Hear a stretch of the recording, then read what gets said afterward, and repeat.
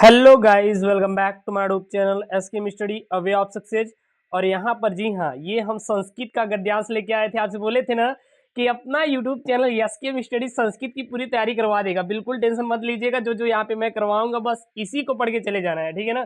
यहाँ पे मैं बस इसको आपको बता दूंगा और इसका हिंदी बता देंगे, आप लोग यही पढ़ के चले जाइएगा। इंपॉर्टेंट पूरा मैं इस वीडियो में लेने वाला हूँ। इस वीडियो में 2 चैप्टर का लेके आया हूँ। कौन कौन सा? वैदिक मंगलाचरणम और आपका नैतिक मूल्यांकन। इसे हम दो चैप्टर से हम लोग गद्य खंड का संदर्भ हिंदी अनुवाद देखने वाले हैं। और काफी आईएमपी वाले प्रश्न हैं, आईएमपी वाले प्रश्न हैं, आप इसको तैयार कर लीजिए। और हाँ, वीडियो को लाइक सबसे पहले कक्षा 10वीं वाले हैं तो आपको विद्या का समय देखिए। चैनल को सब्सक्राइब करिए, हमें नहीं सुनना कुछ भी।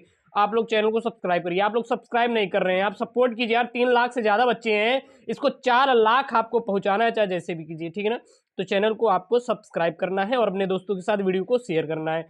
कुछ भी हो चैनल पे आपको क्लिक कर देना है, सब्सक्राइब वाला जो बटन है वहां पे क्लिक हो जाना चाहिए। मुझे नहीं सुनना आप क्या करेंगे उसके साथ, लेकिन आपको सब्सक्राइब करना है, क्योंकि अभी आपके पास बहुत सारे पेपर बचे हुए हैं, जैसे आपका विज्ञान, गणित, आपका कला, आपका कंप्यूटर और सामाजिक विज्ञान, सारे पेपर बचे हुए, सारी की हम आपको तैयारी करवा देंगे। और वीडियो को लाइक का टारगेट आपका 1 के लाइक है, और मुझे पता है संस्कृत वाले करवा देंगे, क्योंकि संस्कृत में आपकी पूरी पूरी हेल्प कर रहे हैं। यहाँ पे है वैदिक मंगलाचरणम से आपका जो प्रश्न है, और काफी इंपॉर्टेंट यहाँ पे मैंने गद्यांश लेके आए हैं, और इन्हीं गद्यांश को आपको पढ़ के जाना है। काफी आईएमपी वाला प्रश्न है। दबा के शेयर कीजिए अपने दोस्तों के साथ, दबा के अपने वीडियो को शेयर कीजिए दोस्तों के साथ। यहाँ पे क्या है? यहाँ पे है जन जीवन से लेके कहाँ तक है? गौरा नुरुपमेव तक है, ये आप पढ़ ही सकते हैं। यहाँ पे ये याद कर लीजिए, देखिए ये वाला आप याद कर लीजिए। और यहाँ से ये वाला जो है, ये वाला आपका गद्यांश काफी इंपॉर्टेंट है, जो कि 2016, 17, 18 और 20 में आता। अगर हम इसको पढ़ेंगे तो ज़्यादा टाइम बर्बाद होगा। हम आपको सीधा इसका उत्तर और इसका हिंदी अनुवाद और संदर्भ प्रसंग बताएंगे, ठीक है ना। तो यहाँ पे सबसे पहले इसका हम संदर्भ देखेंगे। क्या है संदर्भ? तो सबसे पहले यहाँ पे देखेंगे तो जीवन। यहाँ पे अब हम लोग क्या करेंगे? यहाँ पे हम लोग ऐसा टिक्स ढूंढेंगे जो कि आपके चैप्टर से मिलता रहे। क्या करता रहे? आपके चैप्टर से मिलता रहे। उस टिप्स को हम लोग क्या करेंगे? पहचानेंगे। लेकिन ये जो है आपका, ये जो मैंने लिया है, ये आपका कहाँ से लिया गया? ये मैंने कविगुरु कालिदास से लिया है। ये जो मंगलाचरणम मैंने लिख दिया है, ये गलती हो गया, मिस्टेक है। ये मैंने इसको नहीं लिया है, ये मैंने कहाँ से लिया है याद रखना, मिस्टेक हो गया है। कवि कुल गुरु कालिदास, कवि कुल गुरु कालिदास, कालिदास संस्कृत का कवि कुलगुरु कालिदास नामक पाठ से लिया है। यहाँ पे कहाँ है? जन जीवन ईश्योदात दर्शनाम संयम से लेके कहाँ तक है आपका? संस्कृति गौरवा निरुपमेव तक है, जो कि सन 2016, 17, 18 और 20 में बना हुआ प्रश्न है। सबसे पहले इसका संदर्भ लिखेंगे। तो संदर्भ इसका क्या हो जाएगा?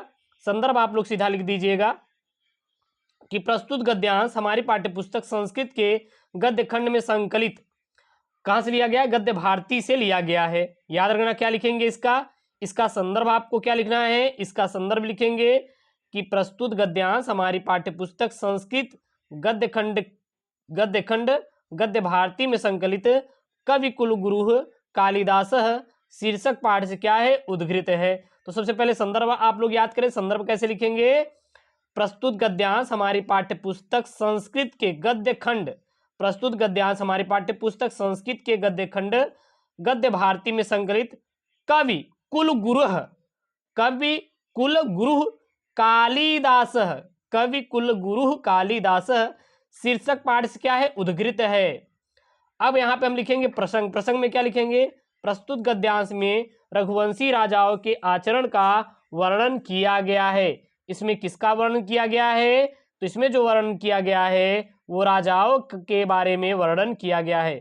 इसका अर्थ क्या हो जाएगा? क्योंकि राजाओं के बारे में वर्णन किया गया है, आपको यहाँ पे पता होना चाहिए। यहाँ पे रघु कुलजाह राजनाह, तो यानी कि यहाँ पे राजाओं के बारे में बताया गया नहीं, इसी पॉइंट को उठा के वहां पे आपको मेंशन करना है।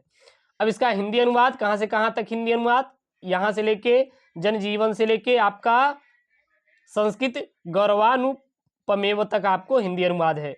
क्या लिखेंगे इसका हिंदी अनुवाद? यहाँ पे हिंदी अनुवाद लिखेंगे रघुवंश में कालिदास रघुवंशी राजाओं का चित्रण उस प्रकार करते हैं जिससे भारतीय जनजीवन के श्रेष्ठ आदर्शों का भली प्रकार वर्णन हो सके। रघुकुल में पैदा हुए राजा लोग प्रजा की भलाई के लिए कर यानी कि टैक्स लेते थे। परिमित और सधी हुई वाणी बोलने वाले वे सदा सत्यनिष्ठ होते थे। यश की इच्छा करने वाले वे उसके लिए प्राणों को भी न्यौछावर यानी प्राणों को भी छोड़ने हेतु सदैव तत्पर रहते थे। इन संतान के लिए ही वे गृहस्थ धर्म वाले होते थे और बचपन में विद्या प्राप्ति, युवावस्था में भोग और वृद्धावस्था में मुक्ति के लिए मुनियों के समान आचरण करना उनका धर्म था। किसका? राजाओं का धर्म था। बालक और वृद्ध, स्त्री आदि का जो आचरण कालिदास के काव्य में निरूपित हुआ है वह सभी प्रकार से भारतीय संस्कृति के अनुरूप ही है। ठीक है ना।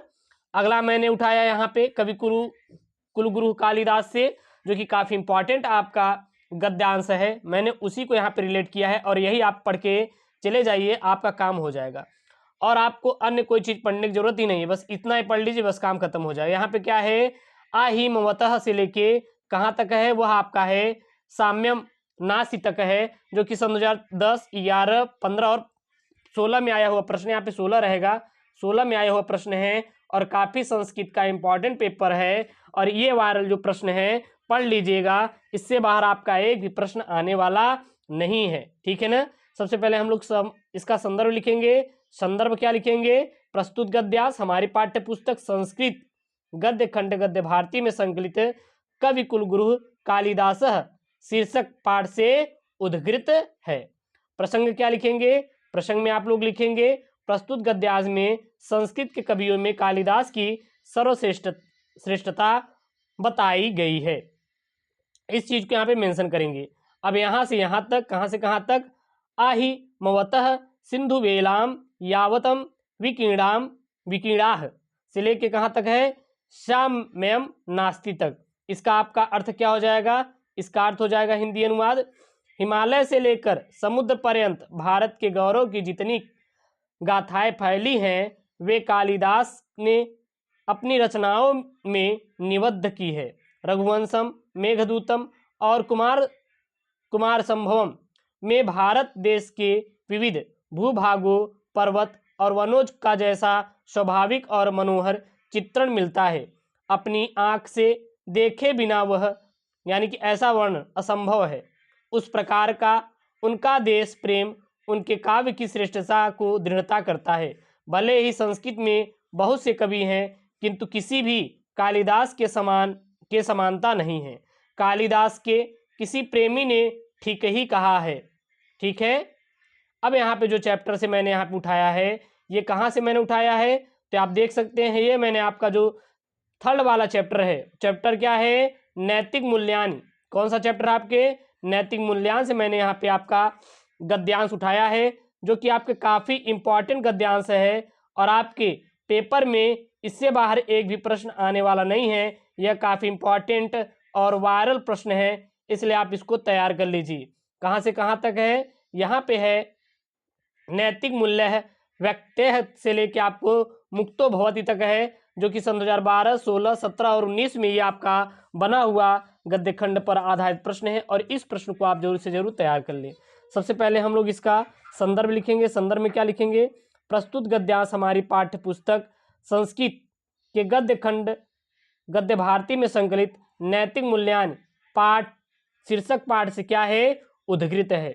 इसका आप लोग क्या लिखेंगे? संदर्भ। संदर्भ में आपको डायरेक्ट लिखना है प्रस्तुत गद्यांश हमारी पाठ्य पुस्तक संस्कृत के गद्य खंड गद्य भारती में संकलित नैतिक मूल्यांकन शीर्षक पाठ से क्या है, उद्धृत है। अगला यहाँ पे प्रसंग लिखेंगे। प्रसंग क्या लिखेंगे?